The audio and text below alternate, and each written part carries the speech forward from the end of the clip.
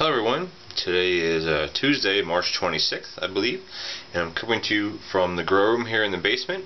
Probably the next number of videos throughout the next weeks and months will be from here, the grow room. This is where I'm growing my crops and my seedlings this year. So my last video that I had was about starting my peppers, and that was taken roughly 10 to 12 days ago.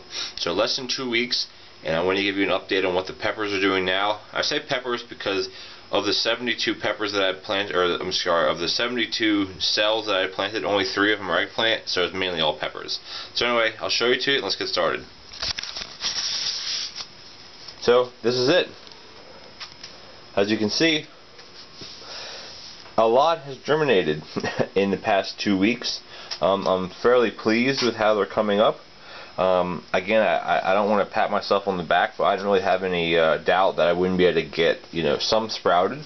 The only one issue that I'm having is these 2 rows here of 6, these 12 plants, or 12 cells. These are all California Wonder bell pepper, and these are seeds that I had from last year, which all germinated quite well. And here, as you can see, of the 12, there's 5 that haven't even come up. They may be just slow germinating. As you can see, there's one right in the back here that just came up overnight, so they may be slow germinating. They still may come up. Other than that, you have a cell here. That's an empty one, and then you have one there that, like I said, that was empty last night, and there's one coming up. So I think all in all, I got 1 cell back here. So I have 2 cells, other than the California Wonder bell pepper, that haven't come up.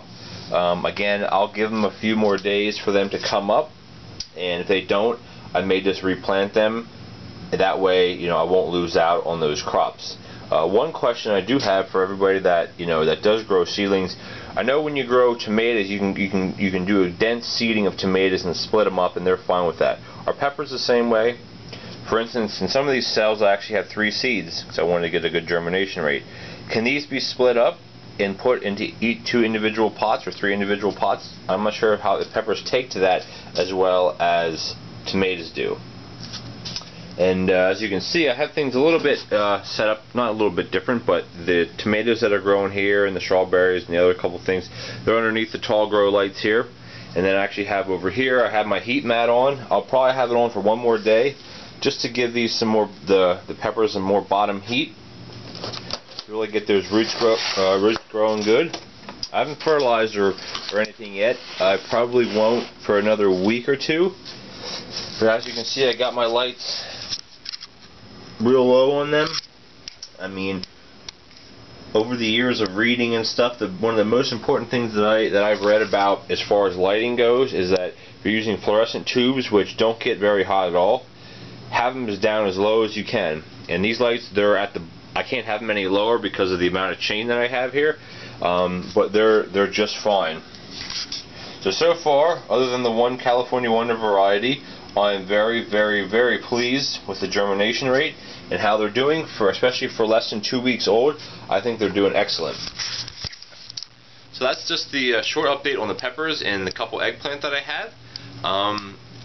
Stay tuned for more. Probably within the next week or by next weekend, I will be planting my tomatoes, and because then that'll be around 8 weeks or 9 weeks, 8 or so weeks for them to be put in the ground in the beginning of June or possibly end of May. Just depends. It's starting to warm up a little bit here, but we still have tons of snow everywhere, and it still gets quite cold at night. So even though spring's creeping up real slow, it'll get here sooner than later. Last year we were definitely spoiled with how early the spring and how early the summer was.